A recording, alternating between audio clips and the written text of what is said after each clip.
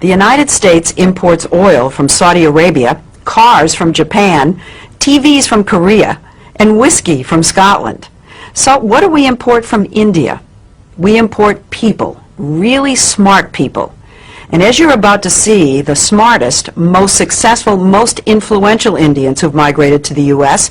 seem to share a common credential. They're graduates of the Indian Institute of Technology, better known as IIT.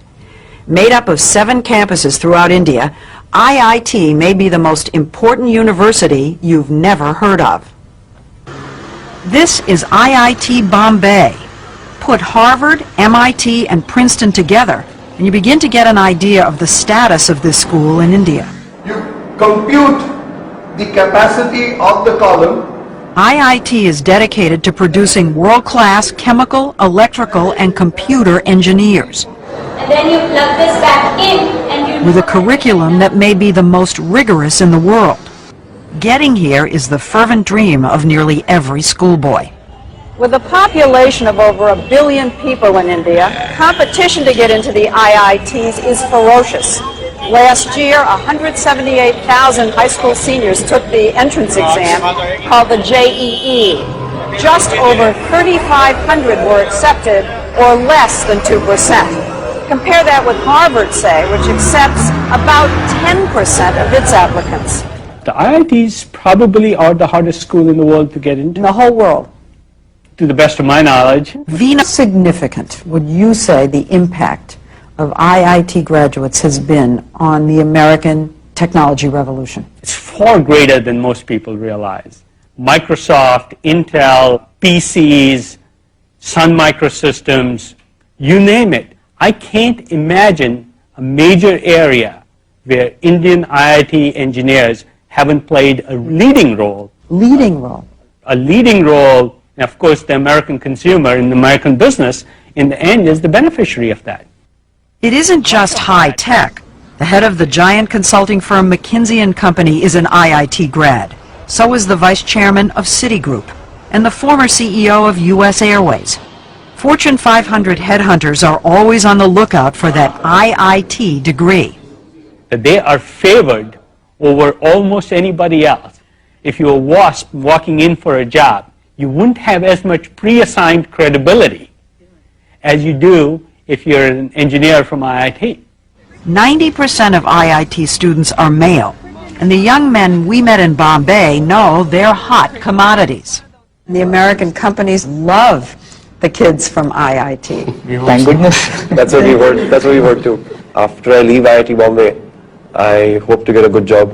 So it can be a ticket to another way of life. Yes. Yeah, definitely. And a ticket out of India. How many of you think that you're going to end up in the United States? For a while, I think all of us would be there. Maybe at for some work. stage. At some stage. That's not the way it was supposed to be. I want my country to be strong.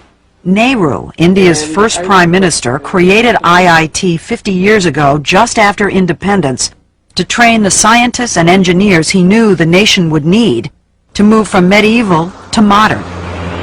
He never imagined India would be supplying brain power to the whole world. Would you say that IIT graduates are India's most valuable export? Yes, undoubtedly. N. Ram, one of India's leading journalists, says that because the stakes are so high, a kid starts preparing early. Age 7, 8, 10. By the 10 you know whether you're made for it or not. 30 to about 8, they're grilled and then they go to school. Regular school? Regular school. 4:30 to 8 a.m.? Yes. Are you saying they do that every day? Yes, every day for that period. 2 years? Particularly 2 years. Classes 11 and 12, you do nothing but study. And parents hover and push and fret. I normally stay up all night and study for my exams. How many hours? It was close to 6 hours. 6 hours of testing, then an excruciating month-long wait for the results. They put them up on the web and you can call them up, and after 10 days you get a letter.